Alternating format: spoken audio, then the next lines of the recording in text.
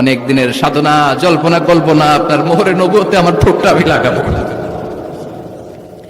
আপনার মোহরে নবুয়তের মধ্যে আমার ঠোঁটটা লাগিয়ে আমার ঠোঁটটারে আমি জাহান্নাম থেকে পরিত্রাণ করাবো। এজন্য প্ল্যান প্রোগ্রাম করে এতক্ষণ আপনার জামাটা খুলতে বলেছি। আপনার উপরে আমার কোনো হক নাই। আমার আব্বা আম্মা, আমার সম্পদ, আমার জীবন আপনার জন্য কোরবান গো নবী। ওয়াকানা বাইনা কাতিফাইহি খাতামুন নবুয়া, আর পিঠের মধ্যে কাজিররিল হাজালা, কবুতরের ডিমের মতো একটা মাহরুন নবুয়া ছিল।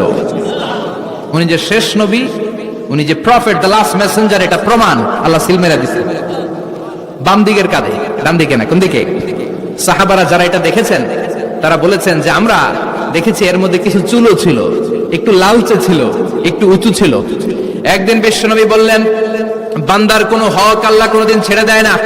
আল্লাহর হক আল্লাহ মাফ করে, বান্দার হকের মাফ নাই। যদিও আমি নবী, আমার উপর যদি কোনো হক থাকে বলো, আমি দিয়ে দেব। কোন সাহাবী দাঁড়ায় না। এক সাহাবী দাঁড়িয়ে বললেন, নবী, যুদ্ধের ময়দানে চাবুক চালানোর সময়, লাঠি চালানোর সময় এক কাফেরকে মারতে যেয়ে আপনার লাঠির বাড়ি আমার পিঠের মধ্যে পড়েছে। আপনি যেহেতু এই কেসাসটা আদায় করতে চান, আপনার পিঠে আমি লাঠির বাড়ি মেরে এটারে শোধবোধ করে দিতে চাই। সাইয়েদনা ওমরে ফারুক হাতের জামা এরকম পড়তে শুরু করছে, আয় এদিকে আয়, তোরে শোধবোধ করাই। বিশ্বনবী বললেন, ওমর রাখো, এটা বান্দার হক, মিটাতে দাও। বিশ্বনবী বললেন, আসো তুমি এসে আমার পিঠে লাঠি দিয়ে চাবুক দিয়ে বাড়ি মারো। সাহাবী বলে, ও নবী, তখন দুর্ভিক্ষের সময়ের যুদ্ধ ছিল, আমাদের গায়ে জামা ছিল না। যখন আপনি আমার চাবুকটা পিঠের মধ্যে মেরেছেন, আমার পিঠে তখন জামা ছিল না। আপনি যদি যথা নিয়মে কেসাসটা আদায় করতে চান, আপনার জামাটা খুলেন, খালি পিঠের মধ্যে বাড়িটা মারিস। এবার ওমরে ফারুককে ধরে কে, এদিকে আয়, তোরে দেখাইতেছে। বিশ্বনবী বললেন, ওমর থামো, মারতে দাও। বিশ্বনবী উনার জুব্বাটা উপরের দিকে উঠালেন, পিঠের মধ্যে বাড়ি দেওয়ার জন্য ওই সাহাবীকে ডাকলেন। ওই সাহাবী বিশ্বনবীকে পিছন দিক থেকে জড়িয়ে ধরে ওই মোহরে নবুয়তের মধ্যে চুমু দিয়ে ফেলেছে। সাহাবী বললেন, নবী গো, এই নাটক করার জন্য আপনি আমারে মাফ করে দিয়েন। আপনি বিশ্বনবী, উদম গায়ে আপনারে দেখা যায় না, খালি গায়ে আপনারে দেখা যায় না। শুনেছি আপনার পিঠের মধ্যে মোহরে নবুয়ত আছে। অনেক দিনের সাধনা জল্পনা কল্পনা, আপনার মোহরে নবুয়তে আমার ঠোঁটটা আমি লাগাবো, আপনার মোহরে নবুয়তের মধ্যে আমার ঠোঁটটা লাগিয়ে আমার ঠোঁটটারে আমি জাহান্নাম থেকে পরিত্রাণ করাবো। এজন্য প্ল্যান প্রোগ্রাম করে এতক্ষণ আপনার জামাটা খুলতে বলেছি। আপনার উপরে আমার কোনো হক নাই। আমার আব্বা আম্মা, আমার সম্পদ, আমার জীবন আপনার জন্য কোরবান গো নবী। বিশ্বনবীর পিঠে বাম দিকে খাতামুন নবুয়া ছিল, মাহরে নবুয়া। কোন বর্ণনা এসেছে উনি এই মাহরে নবুয়া দিয়ে পিছন দিকে দেখতেন। বিশ্বনবী যখন নামাজ পড়তেন উনি বলতেন, ইস্তাকিমু ওয়া'তাদিলু ইয়ারহামুকুমুল্লাহ, কাতার সোজা করো, ফাঁকা জায়গা বন্ধ করে দাও, কারণ আমি সামনে যেমনি দেখি পেছনেও তেমনি দেখি। অনেকে বলেন বিশ্বনবী পেছনে দেখতেন এই মাহরে নবুয়াতের জায়গাটা দিয়ে। এটা ছিল বিশ্বনবীর behind CC camera, behind close circuit camera. আল্লাহু আকবার। বিশ্বনবী ছাড়া কোন নবীর পিঠে এরকম মাহরে নবুয়া ছিল নাকি? কথা বলেন। এজন্য ওই নবীরে গালি দিলে সহ্য হয়? কথা বলেন, সহ্য হয়? আবিয়াদুল ইবতাইন, বগল ছিল শুভ্র সাদা। আমাদের বগল কি সাদা? দুর্গন্ধ, কুৎসিত, কালো, তাই না? বিশ্বনবীরটা কালো? কথা কন, শুভ্র সাদা। আমরা দোয়া করি এভাবে। বিশ্বনবী মাঝে মাঝে দোয়া করতে করতে, বৃষ্টির জন্য যখন দোয়া চাইতেন, আরাফার ময়দানে যখন দোয়া চাইতেন, দোয়া করতে করতে হাতটারে উপরের দিকে করতেন। সবাই এরকম হাত তোলেন, সবাই হাত তোলেন। বিশ্বনবী মাঝে মাঝে আবেগের চোটে এইখান থেকে হাতটা এই জায়গায় নিয়ে যেতেন। সুবহানাল্লাহ। বিশ্বনবী যখন হাত আবেগের চোটে উপরের দিকে উঠাতেন, বিশ্বনবীর বগল দেখা যেত। সাহাবারা বলতেন, হাত্তা ইউরা বায়াদু ইবতাইহি, এই সুযোগে আমরা দেখতাম উনার বগলটা ধবধবে সাদা, কোনো দাগ ছিল না। মুস্তাওয়াল জাবিন, প্রশস্ত ললাট ছিল। আসাম্মুল আনফ, খাড়া নাক ছিল। বিশ্বনবীর নাক কিন্তু বোচা ছিল না। এরকম চ্যাপটা নাকরে আপনারা কোম্পানিগঞ্জে কি বলেন? চাকমা? কি নাক? হ্যাঁ, বুসা। নাক বুসা বা বোচা। বিশ্বনবীর নাক এই চাকমা স্টাইলে নাক ছিল না, খাড়া ছিল, খাড়া নাক ছিল। সুবহানাল্লাহ পড়ো। মুফাল্লিজুল আসনান, দাঁতগুলো ছিল পরিপাটি।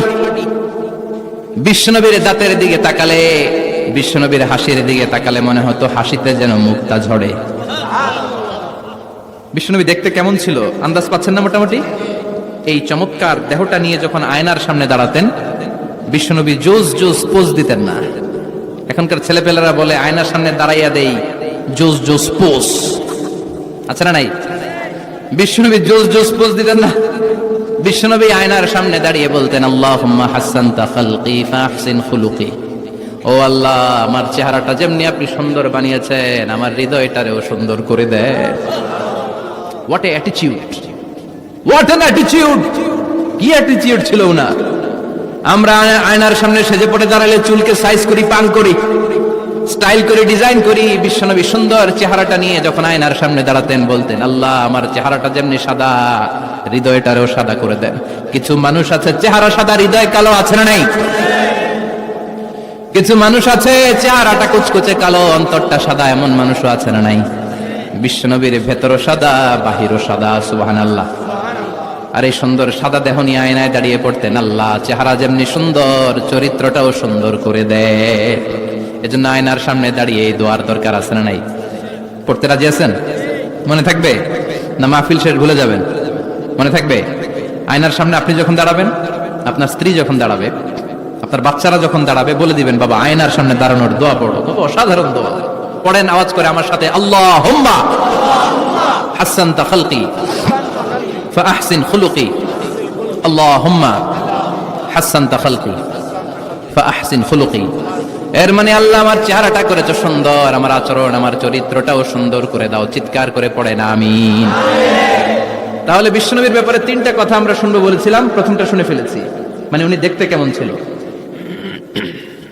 উনি দেখতে কেমন ছিল, এর মধ্যে আমাদের আমলের কিছু নাই, শুধু বর্ণনা করা আর শোনা আর বিশ্বনবীকে ভালোবাসা, ঠিক কিনা? কারণ উনার না খাড়া, আমার তো খাড়া নাও হইতে পারে। উনি সুন্দর, আমি তো শ্যামলা হইতে পারি, কারণ এটা আল্লাহর দেয়া পরীক্ষা, ঠিক কিনা? দ্বিতীয় পয়েন্ট থেকে আমাদের আমল শুরু। দ্বিতীয় পয়েন্ট ছিল বিশ্বনবীর আচরণগত বৈশিষ্ট্য। আমার নবীর বিহেভিয়ার কেমন ছিল, কন্ডাক্ট সিস্টেম কেমন ছিল, ম্যানার কেমন ছিল, মানুষের সাথে কমিউনিকেশনটা কেমন ছিল, ব্যবহারিক জীবনটা কেমন ছিল, এগুলো আমল করার দরকার আছে না নাই? কষ্ট হচ্ছে? কষ্ট হচ্ছে? মনোযোগ আছে তো? মনোযোগ আছে না গেছে? আমরা এবার শুনবো বিশ্বনবীর আচরণ কেমন ছিল।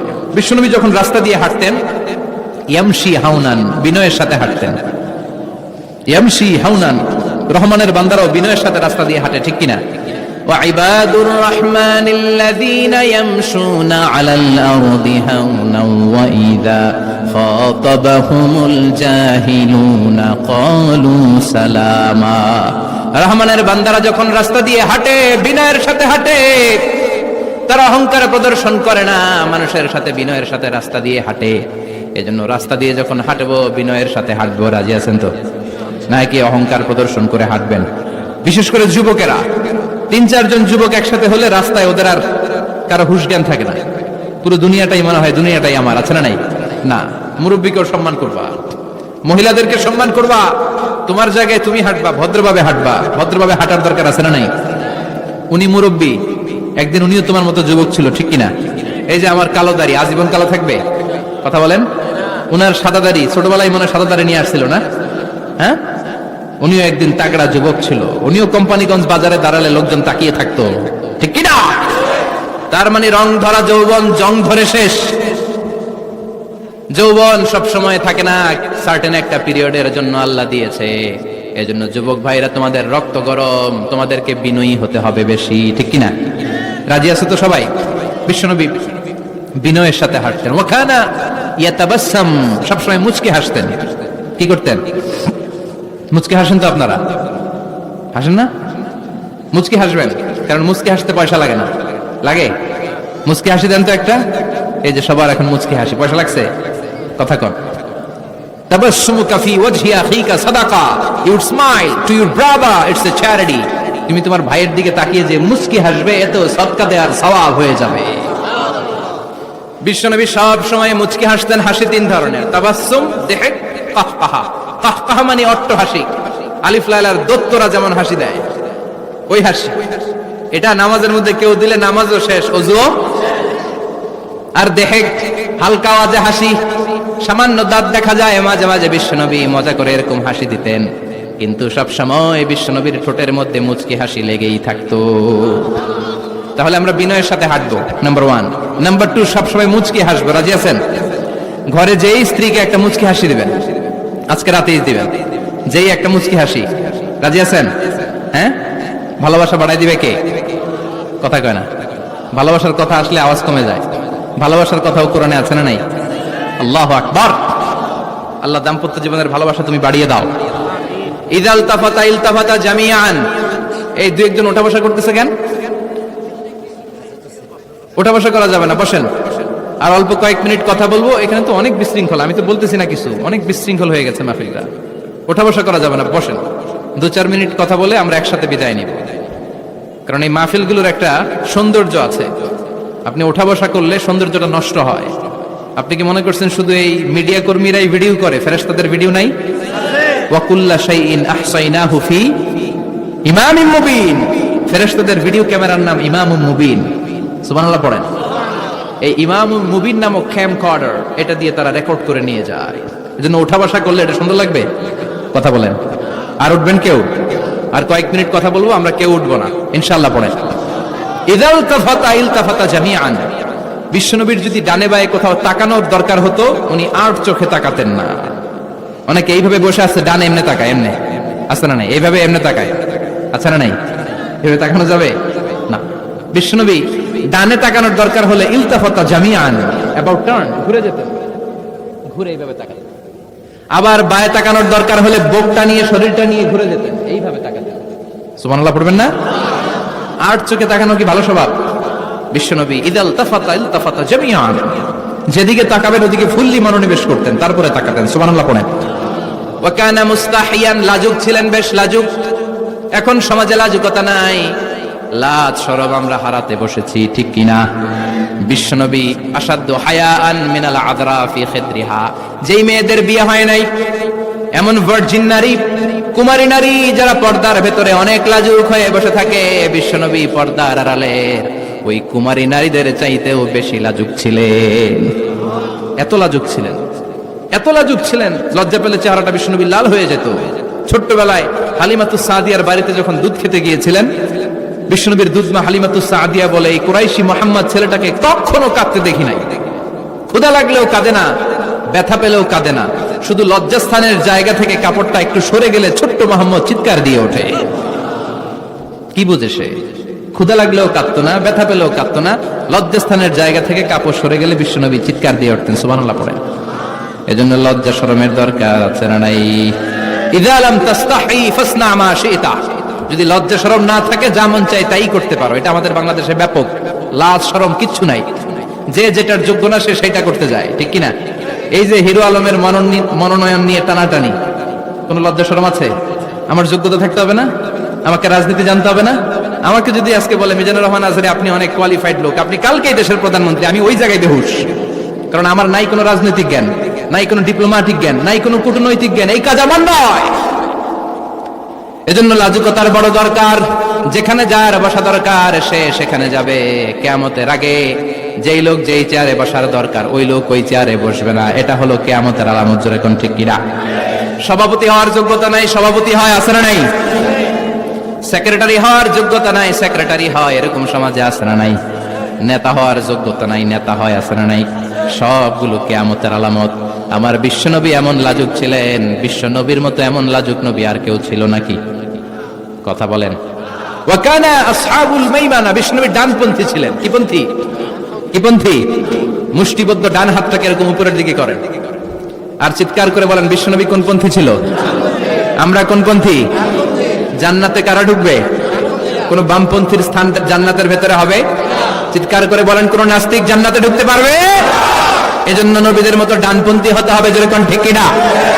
বিশ্বনবী সব ভালো কাজগুলো ডান দিক দিয়ে করতে পছন্দ করতেন। জামা পরলে ডান দিক দিয়ে, খাবার বিতরণ করলে ডান দিক দিয়ে, মুসাফা করা শুরু করলে ডান দিক দিয়ে, ডান দিক দিয়ে ভালো কাজ বিশ্বনবী পছন্দ করতেন। সুবহানাল্লাহ পড়েন।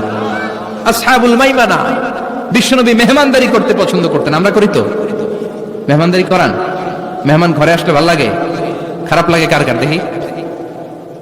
সবার ভালো লাগে, কিন্তু আমরা অনেকে খুশি হই না। মেহমান আসলে নাখোশ হই, নিজেই খাইতে পাই না। মেহমান আইসে কে? খাওয়ামু করতে, খাওয়ান নাই। যেন ও খাওন বানাইছে।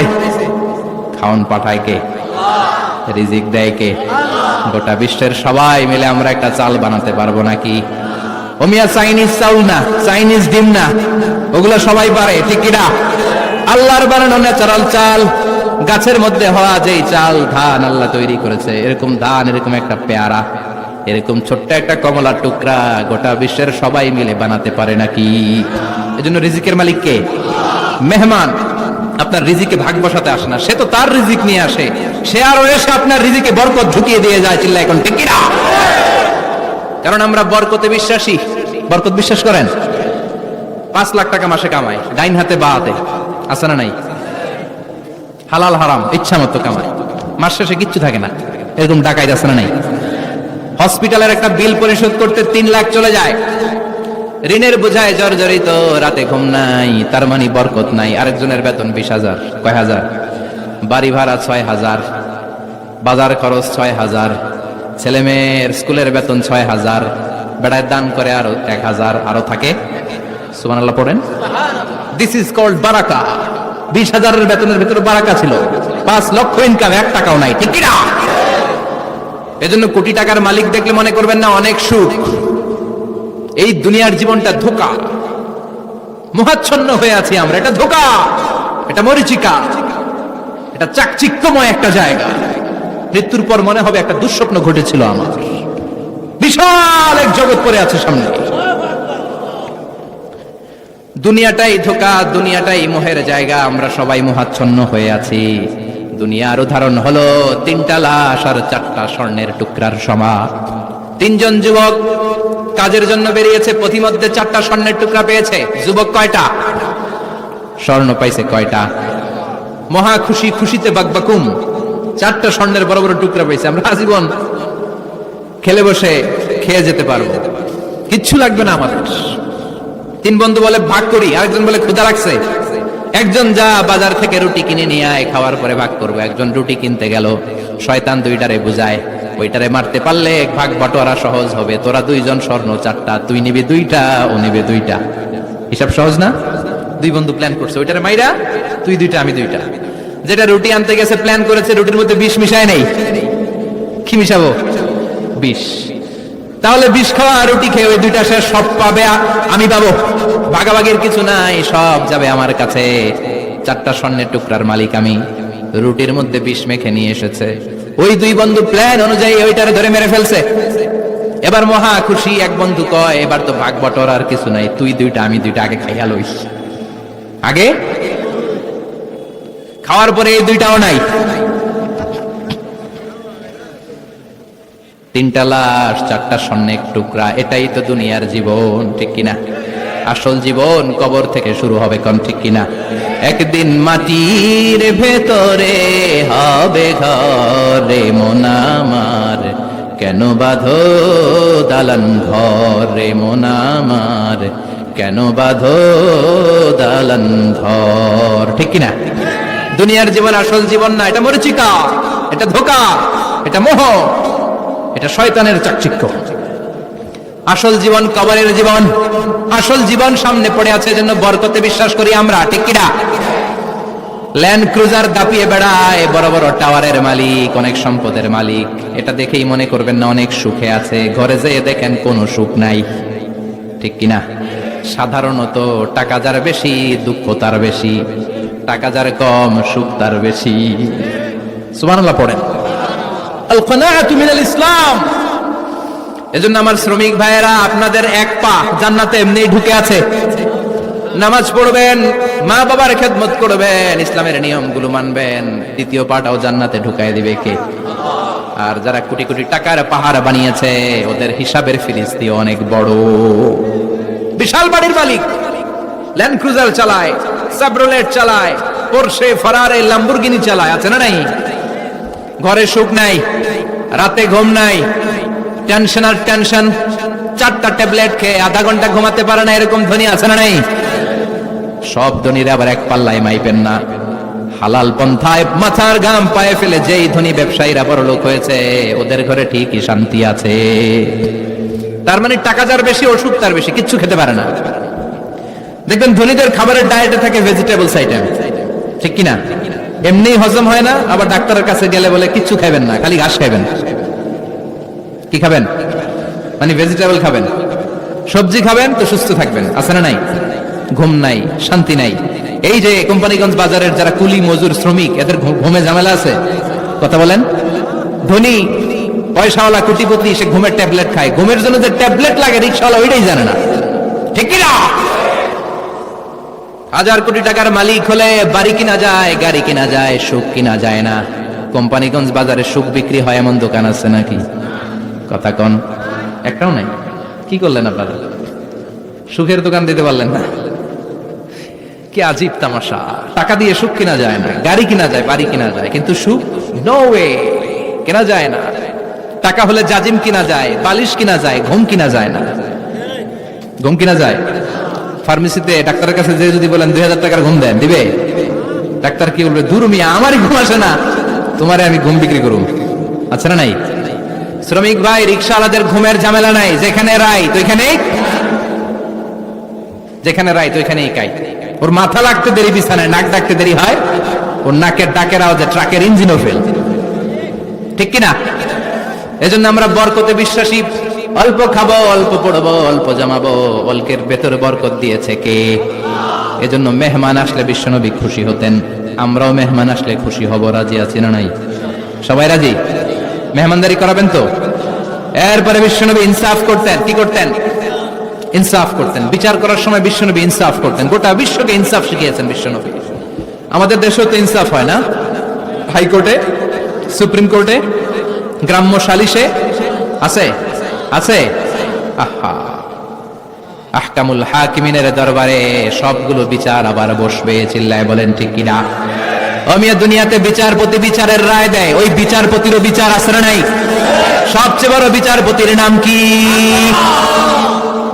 বিশ্বনবী ইনসাফ করে গোটা বিশ্বকে দেখিয়ে গেলেন কেমন করে বিচার করতে হয়। বিশ্বনবীর কাছে কখনো বিচার আসলে বিশ্বনবী দুই পক্ষের কথা শুনে রায় দিতেন। পড়েন সুবহানাল্লাহ। সব সময় দুই পক্ষের কথা শুনে রায়। এখন কি দুই পক্ষকে সমান প্রিভিলেজ দেয়া হয়? কথা বলেন। কারণ কোরআন দিয়ে বিচার হয় না। কোরআন দিয়ে বিচার হোক আমরা চাই কি চাই না? আমার সংসদ ভবনের ভেতরে কোরআনের আইন দিয়ে সংসদ ভবন কায়েম হোক আমরা চাই কি চাই না? সেনাবাহিনীর ভেতরে দরবার হলগুলোতে যখন আলোচনা বসে কোরআন মাঝখানে থাকবে। চিল্লায় বলেন ঠিক কিনা? দেশের সবগুলো ক্যান্টনমেন্টের ভেতরে কোরআন থাকার দরকার আছে না নাই? সবগুলো আদালতের ভেতরে কোরআন থাকার দরকার আছে না নাই? কোরআনের আইন অনুযায়ী আমার দেশের সব নিয়ম কানুন চলবে আমরা চাই কি চাই না? এই কোরআনের আইনের বিরুদ্ধে যদি কোনো আইন পাশ করা হয় আমরা ওই আইনের বিরুদ্ধে চিৎকার করে বলেন ঠিক কিনা? আমরা এই কোরআনের জন্য সব বাজি রাখতে রাজি আছি। আমরা জীবন বাজি রাখতে রাজি আছি। আমরা দেহের তাজা রক্ত বিলিয়ে দিতে রাজি আছি। যারা বলেন ঠিক কিনা? কোরআনের জন্য কে কে ময়দানে থাকতে রাজি আছেন? হাত উঁচু করে আল্লাহর দেখা।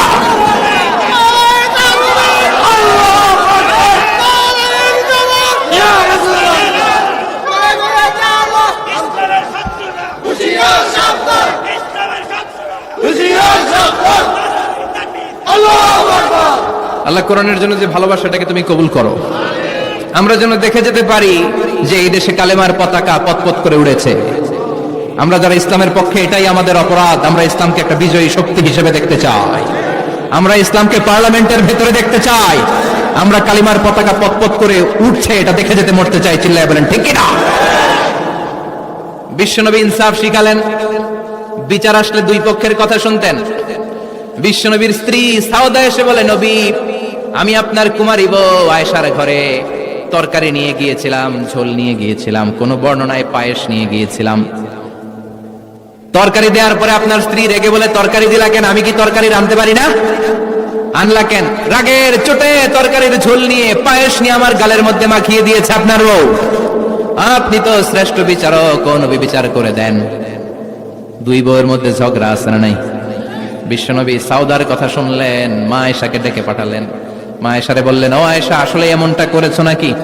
মা আয়েশা বলে, নবী তখন আমার মেজাজটা বড্ড গরম ছিল, রাগের মাথায় ঝোল নিয়ে আমি সাউদার মুখে লাগিয়ে দিয়েছি। আসলে কাজটা কথা শুনে রায় দেয় নাই। ঠিক কিনা?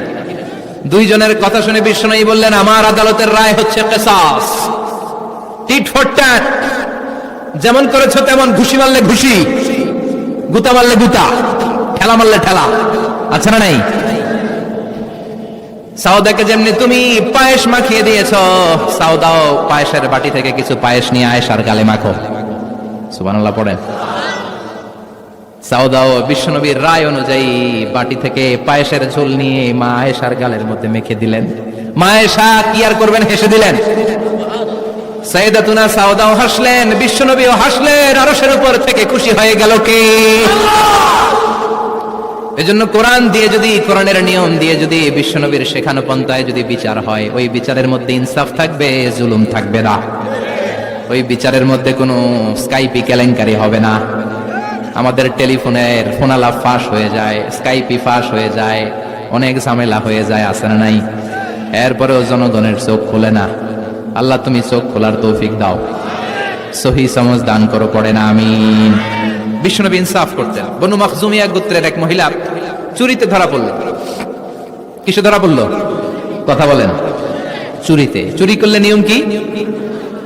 লাউ চুরি করলে, আম চুরি করলে, কলা চুরি করলে হাত কাটা যাবে না, এটা বড় চুরি। সুবহানাল্লাহ। ওমরে ফারুক বলেছেন, দুর্ভিক্ষের বছরে কেউ যদি চুরি করে তার হাত কেটে দেয়া যাবে না, কারণ এটা অভাবের চুরি, এটা স্বভাবের চুরি না। ঠিক কিনা? ঘরে খাবার নাই, পেটে দানা পানি নাই, লাউ চুরি করছে, মুরগি চুরি করছে, এই চোরের হাত কেটে দিও না, কারণ সে ক্ষুধার্ত, পেটে খাবার আছে, গায়ে জামা আছে, সমাজে সম্মান আছে, তারপরেও পুরো দেশটা খেয়ে ফেলতেছে, এরকম ডাকাত আছে না নাই? দেশের টাকা পাচার করে, ব্ল্যাক মানি করে, এরকম ডাকাত আছে না নাই? ঘুষ খেতে খেতে পেটটা এরকম হাতির মতো মোটা করেছে, এরকম ডাকাত আছে না নাই? দেশের সবকিছু লুণ্ঠন করে, এরকম আছে না নাই? এই ডাকাতদের হাত কাটার মধ্য দিয়ে হাত কাটার প্রোগ্রাম শুরু করতে হবে। এরকম একটা ডাকাতের হাত কেটে যদি দেশের গভর্নমেন্ট বাইতুল মোকাররমে জুমার নামাজের সামনে লাইভ সম্প্রচার করে, সারা বাংলাদেশের 18 কোটি মানুষ যদি দেখে, আর কেউ চুরি করবে? চুরি করার আগে 3 বার লাফ দিবে, যেরকম। ঠিক কিনা? বনু মখজুমিয়া গোত্রের এক নারী চুরিতে ধরা পড়ল। ভেরি প্রেস্টিজিয়াস এন্ড ডিগনিফাইড ফ্যামিলির মেয়ে। এলাকায় সম্ভ্রান্ত কিছু ফ্যামিলি থাকে না, এরকম বড় ফ্যামিলির মেয়ে। সব সাহাবারা বলল, এখন যদি নবী হাত কেটে দেয় মদিনাতে তো মারামারি হবে। ওসামা বিন যায়েদকে বলল, ওসামা তুমি বিশ্বনবীর সবচেয়ে প্রিয় পাত্র, হুব্বু রাসূলিল্লাহ, তুমি যাও বিশ্বনবীরে বলো হাত যেন কেটে না দেয়। ওসামা যে বলে, নবী গো, সব সাহাবারা বলেছে এই মেয়ের হাত কাটলে মদিনায় ঝামেলা হবে, হাত কেটে দিয়েন না। এই কথা শুনে বিশ্বনবীর চেহারাটারে লাল করে দিল কে? বিশ্বনবী বললেন, ওসামা কোত্থেকে এত বড় স্পর্ধা পেলি রে তুই ওসামা? এই আইনটা তো আমি বানাই নাই, আরশের উপর থেকে এই আইনটা নাজিল করেছে কে? আস-সারিকু ওয়াস-সারিকাতু ফাকতাউ আইদিয়াহুমা জাযাআম বিমা কাসাবা নাকালাম মিনাল্লাহ ওয়াল্লাহু আজিজুন হাকীম। সুবহানাল্লাহ পড়েন। If anyone steal something very precious from the society, from house, the government should cut down his right hand. দামি কিছু চুরি করলে গভর্নমেন্ট কাটবে, আমরা কাটতে পারবো? এটা সরকারের কাজ, সরকার ডান হাত কেটে দিবে। ওসামা, এটা আল্লাহর আইন। কেমন করে আল্লাহর আইনে তুমি সুপারিশ করতে আসো? কোন বনু মখজুমিয়া গোত্রের মেয়ে? ওই মেয়ে তো দূরের কথা, আমার কলিজার টুকরা ফাতেমাও যদি চুরি করে, আমি রামদা নিয়ে ফাতেমার ডান হাতটা এক কোপ দিয়ে কেটে দিতে এক মুহূর্ত দেরি করব না রে ওসামা। জাস্টিস, ইনসাফ শিখে নাও। কেমন করে প্রতিষ্ঠা করেছে বিশ্বনবী, চিৎকার করে বলেন ঠিক কিনা? এগুলো হচ্ছে বিশ্বনবীর অভ্যাস, আচরণ। বিশ্বনবী ধীরস্থির ভাবে কথা বলতেন, তাড়াহুড়ো করতেন না। সাহাবারা বলতেন, বিশ্বনবী যখন কথা বলতেন প্রতিটা শব্দ আলাদা করা যেত, প্রতিটা অক্ষর আলাদা করা যেত। আল্লাহু আকবার। আবার জরুরি কোনো কথা যখন বিশ্বনবী বলতেন, ওইটাকে 3 বার বিশ্বনবী রিপিট করতেন। কয়বার? কারণ জরুরি। কারণ কি? যেন না ভুলে যায়, ভুল যেন না হয়, 3 বার বলতেন। বিশ্বনবী একবার তাকওয়া নিয়ে ওয়াজ করতেছিলেন, আর বলছিলেন তাকওয়া হা হুনা হা হুনা হা হুনা, তাকওয়া এইখানে এইখানে এইখানে। কয়বার বললেন? কারণ তাকওয়ার ওয়াজ কি কম গুরুত্বপূর্ণ নাকি বেশি গুরুত্বপূর্ণ? তাকওয়া মানে কার ভয়? যাদের হৃদয়ে আছে আল্লাহর ভয়, তারা কভু পথ ভুলে যায় না। আল্লাহর প্রেম ছাড়া এই দুনিয়ায় কারো কাছে কোনো কিছু চায় না। ঠিক না? যাদের হৃদয়ে আছে আল্লাহর ভয়, তারা কবু পথ ভুলে যায় না। আল্লাহর প্রেম ছাড়া এই দুনিয়ায় কারো কাছে কোনো কিছু চায় না। রাতের আধারে যারা সেজদাতে রয়, দু চোখের শ্রুতে নদী যেন বয়। রাতের আধারে যারা সেজদাতে রয়, দু চোখের শ্রুতে নদী যেন বয়। ছলনার হাতছানি যতই ডাকুক, ছলনার হাতছানি যতই ডাকুক, পেছনে ফিরেও সে তাকায় না। যাদের হৃদয়ে আছে আল্লাহর ভয়, তারা কবু পথ ভুলে যায় না। আল্লাহর প্রেম ছাড়া এই দুনিয়া কারো কাছে কোনো কিছু চায় না। চিৎকার করে বলেন ঠিক কিনা? তাকওয়ার ওয়াজ করলেন, তাকওয়া মানে আল্লাহর ভয়। বিষ্ণুই বললেন না তাকওয়া হা হুনা, তাকওয়া হা হুনা, তাকওয়া হা হুনা, তাকওয়া এই জায়গায়, তাকওয়া এই জায়গায়, তাকওয়া এই জায়গায়। যেহেতু এটা গুরুত্বপূর্ণ, বিষ্ণুনবী 3 বার ইঙ্গিত করে বলেছেন। সুবহানাল্লাহ। বিষ্ণুনবী বলেন না তাকওয়া হা হুনা, তাকওয়া এইটা। বলেন না তাকওয়া হা হুনা, তাকওয়া এইটা। বলেন না তাকওয়া হা হুনা, তাকওয়া এইটা। জুব্বায় তাকওয়া, দাড়িতে তাকওয়া, টুপিতে তাকওয়া বলে নাই। তাকওয়ার আসল জায়গা হলো হৃদয়। এজন্য যাদের হৃদয়ে আল্লাহর ভয় আছে, তারা কোনোদিন পথ হারাতে পারে। তাদেরকে সিরাতুল মুস্তাকিমের উপর দায়েম রাখে কে? কি সুন্দর অভ্যাস ছিল বিশ্বনবীর, মানার দরকার আছে না নাই? বিশ্বনবীর আরেকটা অভ্যাস ছিল, বাসি খাবার খেতেন না, জানেন? বাসি খেতেন না, অল্প খেতেন, কিন্তু যেটা খেতেন ভালোটা খেতেন। অল্প খেতেন, কিন্তু যেটা খেতেন ভালো খেতেন। মধু খেতে পছন্দ করতেন, কিন্তু মধুর মধ্যে দুর্গন্ধওয়ালা একটা মধু আছে না, মাগাফির। বুখারীতে লম্বা ঘটনা, ওইদিকে যাব না। এই মাগাফিরের মধু উনি খেতে চাইতেন না। ভালো সুগন্ধিওয়ালা মধু তিনি বিশ্বনবী খেতে পছন্দ করতেন।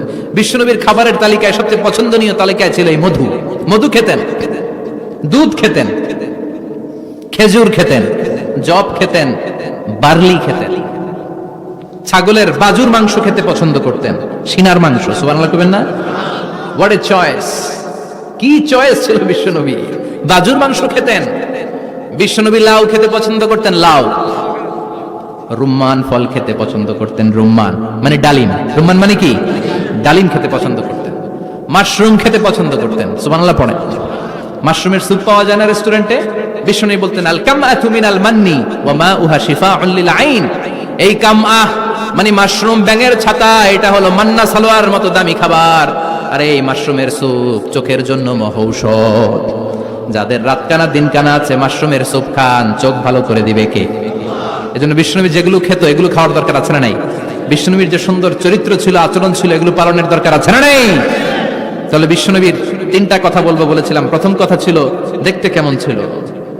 অনেক কথা, এত বলা যাবে না। সংক্ষেপে বললাম যে বিশ্বনবীর আচরণ কেমন ছিল। এখন শুনবো, শেষ কথা বলে যাই, বিশ্বনবীর ইন্টেলেকচুয়াল পাওয়ার কেমন ছিল, ওনার বুদ্ধিমত্তা কেমন ছিল। Our beloved prophet Muhammad, the last messenger, was a very good mediator. বিশ্বনবী ভালো মিডিয়েটর ছিলেন। বিশ্বনবী ভালো মধ্যস্থতাকারী ছিলেন। ঝগড়া লাগলে মিলাই দিতে পারতেন, চমৎকার। সুবহানাল্লাহ বাড়িতে দেয়া। জিমায় পড়ছেন? কষ্ট হচ্ছে? আর কয়েক মিনিট পড়বো, একটা তাকবীর দেন, লিল্লাহি তাকবীর। He was a very good mediator. মধ্যস্থতাকারী ব্যক্তিত্ব ছিলেন। স্বামী স্ত্রীর মধ্যে ঝগড়া লাগলে মিলাই দিতেন। বন্ধু বন্ধু ঝগড়া মিলাই দিতেন। সমাজে সমাজে মারামারি মিলাই দিতেন। মক্কা থেকে মদিনায় যখন গেলেন, মদিনায় 120 বছরের একটা যুদ্ধ চলছিল, কেউ যুদ্ধটা থামাতে পারে না। বিশ্বনবী 7 দিনের ব্যবধানে যুদ্ধ থামিয়ে দিলে। Intellectual capacity, very good mediator. এজন্য বিশ্বনবীর উম্মত যারা, তাদের অভ্যাস হবে ঝগড়া লাগায় দেওয়া যাবে না, মিলায় দিতে হবে, ঠিক কিনা? আমরা যদি ঝগড়া দেখি, দূর থেকে আরো লাগায় দিতে চাই, আছে না নাই? কোম্পানিগঞ্জ বাজারে ঝগড়া, কয় লাগুক, আরো লাগুক, ধরবি না, থামাবি না। দূর থেকে মজা দেখি, মজাই লাগে, এরকম ডাকাইতেছে না নাই? আগুন লাগলে পানি দিয়ে নেবায়, অনেকে তেল ঢালে, আছে না নাই? কি করবেন? মিলিয়ে দিবেন। আপনার মর্যাদা বাড়িয়ে দিবে কে? বিশ্বনবী ভেরি গুড মিডিয়েটর ছিলেন। বিশ্বনবী লজিক্যাল এবং রেশনাল ছিলেন, বুদ্ধিমত্তাকে কাজে লাগাতেন। এক সাহাবী এসে বলে, নবী ইযান লি বিজিনা, আমার জিনার অনুমতি দেন। কিসের অনুমতি? কার কাছে অনুমতি চাইলো? অন্যান্য সাহাবারা এই যুবক ছেলেটাকে ধমকাতে লাগলো, বসো, এই মিয়া বসো, বিশ্বনবীর কাছে কি কথা বলে এগুলা? ওই যুবক বসে রইল, বিশ্বনবী কাজ সারলেন, এরপর বললেন আইনাস শাবাব, ওই যুবকটা কোথায়, এদিকে আসো, কি চাইছো বলো। কয় বিশ্বনবী আপনি আমারে জিনা করার অনুমতি দেন। বিশ্বনবী যুবকটারে কাছে ডেকে আনলেন, বললেন ও যুবক, তোমার ঘরে বোন আছে কিনা? কয় আছে। তোমার বোনের সাথে কোনো পুরুষ জিনা করুক তোমার কেমন লাগবে? সে বলে আমি এই পুরুষটারে হত্যা করব। হত্যা করবা? ওকে, ডান। তোমার ঘরে মা আছে কিনা? আছে। তোমার মায়ের সাথে পর পুরুষ জিনা করবে কেমন লাগবে? কয় আমি সাইজ করবো ওরে। তোমার ঘরে স্ত্রী আছে কিনা? আছে। তোমার স্ত্রীর সাথে যদি কেউ জিনা করে কেমন লাগবে? বলে আমি তারে ছাড়বো না। বিষ্ণু বললেন তাহলে যেই মহিলার সাথে তুমি জিনা করবা সেও তো কারো বোন, সেও তো কারো স্ত্রী, সেও তো কারো মা, ঠিক কিনা? সুবহানাল্লাহ, হোয়াট অ্যান ইন্টেলেকচুয়াল ক্যাপাসিটি। যুবক বলে তাই তো, এভাবে তো ভাবি নাই। আমি যার সাথে পাপ কর্ম করব সেও তো কারো বোন হবে, সেও তো কারো মা হবে, সেও তো কারো স্ত্রী হবে। ও নবী, আপনি আমারে মাফ করে দেন, আমার জন্য দোয়া করে দেন যেন তাকওয়ার উপর জীবন প্রতিষ্ঠা করতে পারি। লজিক্যালি জিনিসকে সলভ করার চেষ্টা করতেন। মুআয ইবনে জবালকে বিশ্বনবী সাল্লাল্লাহু আলাইহি ওয়াসাল্লাম ইমাম বানিয়ে পাঠালেন। উনি ইমামতি করতে গেলেন এক মসজিদে। মাগরিবের সালাতে উনি লম্বা কেরাত ধরলেন। এশার নামাজ শুরু করলেন সূরা বাকারা দিয়ে, কোরআনের সবচেয়ে ছোট সূরা। হ্যাঁ, বড়? কত বড়? বিশাল বড়। এখন ওই এলাকার মুসল্লিরা ছিল কৃষক মুসল্লি। এক কৃষক মুসল্লি সাহাবী নামাজের পেছনে দাঁড়ালেন, দেখলেন বাকারা দিয়ে ধরছে, কেরাত শেষ হয় না, আর দাঁড়িয়ে থাকতে পারে না, পায়ে ব্যথা করে, পিঠে ব্যথা করে। কিছুক্ষণ পর রেগে মেগে নামাজ ছেড়ে দিয়ে বারান্দায় নামাজ পড়ে বিশ্বনবীর কাছে বিচার দিতে গেলেন। যে বললেন নবী এমন ইমাম পাঠাইছেন এশা পরে বাকারা দিয়া। বিশ্বনবীকে সর্বনাশ, মুআয তো ভেজাল লাগাই ফেলতেছে। ডেকে পাঠালেন, সহিহ বুখারীর বর্ণনা। বিশ্বনবী বললেন মুআয, হোয়াট আর ইউ ডুইং দেয়ার? কি করছো তুমি সেখানে? আফাতানুন আনতা ইয়া মুআয, ও মুআয তুমি কি ফিতনা বাজাও নাকি? তুমি কি ফিতনা ছড়াচ্ছ নাকি? খেটে খাওয়া মানুষ, কৃষক মানুষ, মাঝারি সাইজের কত সুন্দর সূরা আছে, ওয়াদ-দুহা ওয়াল-লাইলি ইযা সাজা, আল-কারিআতু মাল-কারিআ, আসনানাই, আলহাকুমুত তাকাসুর, আসনানাই, এগুলো দিয়ে না পড়ে বড় বড় সূরা ধরলা কেন্দ্রে মুআয। আফাতানুন আনতা ইয়া মুআয, তোমারে কি আমি অ্যাপয়েন্টমেন্ট দিছি তুমি ফিতনা বাজাবা? খবরদার মুআয, ইয়াসসিরু ওয়ালা তুআসসিরু, ইসলামকে মানুষের কাছে সহজ করে উপস্থাপন করবা। বাশশিরু ওয়ালা তুনাফফিরু, ইসলামকে এমন ভাবে উপস্থাপন করবা না যে তোমার কথা শুনে মানুষ দিন থেকে ভেগে ভেগে যায়। তাহলে এই দায়ভার ইসলামের নয়, এই দায়ভার বর্তাবে তোমার কাঁধের উপর। চিৎকার করে বলেন ঠিক কিনা? আমাদের মধ্যে অনেকে ইসলামকে অনেক কঠিন করে ফেলে, মানুষকে আশার বাণী শোনায় না। কই এমনে না পড়লে আপনার বাদ, আপনি বেদাত করছেন, আপনি শিরক করছেন, আপনার কিচ্ছু হবে না। যারে বলে কিচ্ছু হবে না সে বলে আমার যেহেতু কিচ্ছু হবে না তোর কথা শোনার আমার দরকার নাই। যে আমারে আশার বাণী শোনায় আমি তার কাছে যাই, ঠিক কিনা? এজন্য সহিহ ইসলাম আপনি প্রচার করবেন, but your approach should be very flexible. 70 বছর যেটা চালু আছে আপনি একদিনই উঠিয়ে দিতে পারবেন? It's not a logical approach. বিশ্বনবীর অ্যাপ্রোচ, বিশ্বনবীর রেশনাল ক্যাপাসিটি এমনটা ছিল না। সহজভাবে বুঝাবেন, আদ-দীন ইউসরুন লা উসরা ফি, দিনটা হলো সহজ, দিনের মধ্যে কাঠিন্যতা নাই। সুবহানাল্লাহ, কি ক্যাপাসিটি! আমি যেমনি আপনাদেরকে নিয়ে বসে ওয়াজ করতেছি, বিশ্বনবী ওয়াজ করতেন, তবে সংক্ষিপ্ত ওয়াজ। আমরা আধা ঘন্টা করে যদি রাখতে চাই, হুজুর আরো আধা ঘন্টা করেন, তো আরো আধ ঘন্টা করে যদি শেষ করতে চাই, হুজুর আর 10 মিনিট করেন। হুজুর ওয়াজ অনেক টেস্ট লাগে, হুজুর নামাজ টেস্ট লাগে না। আছে না নাই? ওয়াজ ভাল লাগে, নামাজ ভাল লাগে না, কিন্তু বিশ্বনবীর ওয়াজ ছিল সংক্ষিপ্ত। আর বিশ্বনবী বলতেন, one of the minor sign before the day of judgment, your lecture will be longer, your salat will be shorter. কিয়ামতের আগে তোমাদের লেকচার, ইসলামী লেকচার লম্বা হবে, নামাজ হয়ে যাবে সংক্ষিপ্ত। এই আলামত সমাজে আছে না নাই? বিশ্বনবী সংক্ষিপ্ত কথা বলতেন, আর ওনার বুদ্ধিবৃত্তিক ক্যাপাসিটি কাজে লাগিয়ে তিনি বুঝাতেন। হাত দিয়ে ইঙ্গিত করতেন, আঙ্গুলের বিভিন্ন ব্যবহার সমাজে আছে না নাই? এরকম করলে এটা লাইক বলে না, এরকম করলে বলে ডিসলাইক। আবার ক্রিকেটে এরকম করলে কয় ছক্কা, আবার একটা উড়াইলে কয় তুই যা। একটা মানে কি? আবার বিজয় দেখায় কেমনে? কথা কন, ভিক্টরি। আছে না নাই? বিশ্বনবীও এটাকে মডার্ন টিচিং মেথোডোলজি বলে। আধুনিক শিক্ষা পদ্ধতিতে এখন দেখবেন যে আগে ব্ল্যাক বোর্ডে লিখতো, এখন হোয়াইট বোর্ডে লিখে মার্কার দিয়ে। আগে বই থেকে বুঝাতো, এখন ভিজুয়ালাইজ করে, ভিডিও দেখিয়ে শেখানো হয়, ঠিক কি না?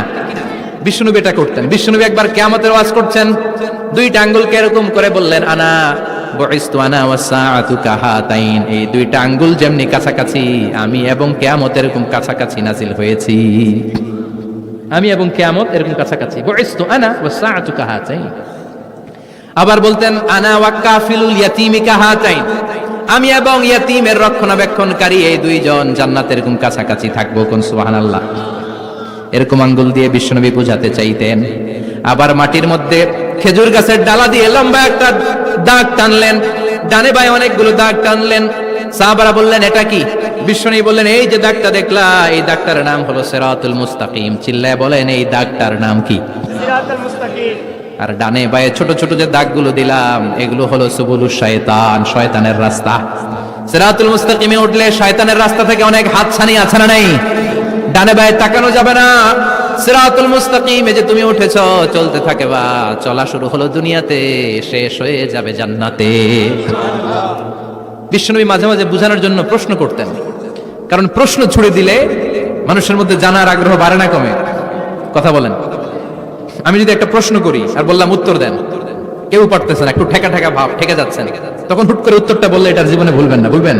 কারণ ওই যে ঠেকছেন, শিখছো কোথায়? ঠেকছি যেথায়, ঠিক কি না?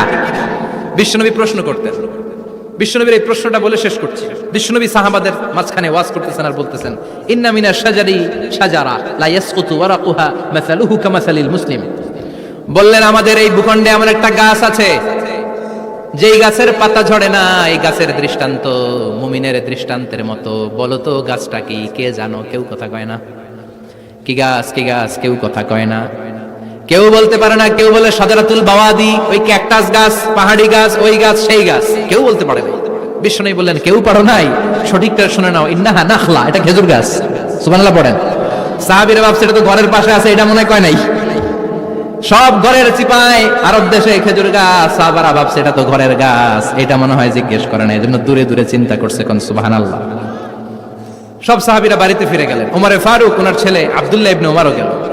আব্দুল্লাহ বলে, আব্বা, বিষ্ণুনবী যে জিজ্ঞেস করেছিল, বলো তো কোন গাছের পাতা ঝরে না, যেই গাছের দৃষ্টান্ত মুমিনের দৃষ্টান্তের মতো, আপনারা কেউ পারেন নাই, আমি কিন্তু জানতাম এটা খেজুর গাছ। ওমরে ফারুক বললেন, বেটা কইলি না কেন? কইতে পারলে নবীর সামনে আমার কলিজাটা এত বড় হয়ে যেত। আমার কলিজার টুকরা ছেলে পেড়েছে, কেউ পারে নাই। আব্দুল্লাহ বলে, বাপসাস আপনারা কেউ পারেন না, আমি কই কেমনে? শরম লাগছে, শরম। সুবহানাল্লাহ কইবেন না? QA session, questioning answering session করে বিশ্বনবী সাহাবাদেরকে শিখাতে চাইতেন। এজন্য এ নবী এমন নবী যে নবীর পুরো জীবনের প্রতিটি ইঞ্চি ইঞ্চি জায়গাতে আমাদের জন্য শিক্ষা আছে না নাই? এই শিক্ষাগুলো গ্রহণ করতে রাজি আছেন তো? যা শুনলাম আমল করতে রাজি আছেন তো? বিশ্বনবীর জীবনী গ্রন্থ বেশি বেশি স্টাডি করতে রাজি আছেন ইনশাআল্লাহ? 2-4 জন কইছে খালি। সবাই রাজি আছেন তো ইনশাআল্লাহ? যাদের ঘরে বিশ্বনবীর কোনো জীবনী নাই, বাংলা অনেক জীবনী গ্রন্থ পাওয়া যায়। কোম্পানিগঞ্জের ইসলামী যে লাইব্রেরিগুলো আছে, সেখান থেকে বিশ্বনবীর জীবনী গ্রন্থ কালেক্ট করে পড়বেন। বিশ্বনবীর জীবনী হচ্ছে আমাদের জন্য মডেল, ঠিক কিনা? এবং এই মডেল অনুযায়ী যদি আমাদের জীবনকে আমরা সাজাতে পারি, জান্নাতের দুয়ারগুলো আমাদের জন্য খোলা রাখবে কে? আল্লাহ আমাদের সবাইকে কথাগুলো বুঝার ও আমল করার তৌফিক দান করুক। আমরা পড়ি আমিন। কেউ উঠবেন না। যতগুলো কথা বলেছি কোরআন সুন্নাহর আলোকে বলেছি, বানিয়ে কিছু বলি নাই। তারপরেও আমার মনের অজান্তে কোনো মিস ইনফরমেশন যদি আমার মুখ ফসকে বেরিয়ে যায়, সেগুলো যেন আল্লাহ তাআলা আপনাদের স্মৃতিপট থেকে মুছে দেয়। আমরা পড়ি আমিন। সত্য, সুন্দর, কল্যাণকর, হকের পক্ষে যা বললাম তার সবটুকুন আল্লাহ তাআলা প্রথমে আমাকে এবং আপনাদের সবাইকে আমলের তৌফিক দান করে। আমরা পড়ি আমিন। আপনারা সবাই ভালো থাকবেন, সুস্থ থাকবেন, সুন্দর থাকবেন, কোরআনের সাথে থাকবেন। সুবহানাকাল্লাহুম্মা বিহামদিকা আশহাদু আল্লা ইলাহা ইল্লা আনতা আস্তাগফিরুকা ওয়া আতুবু ইলাইক।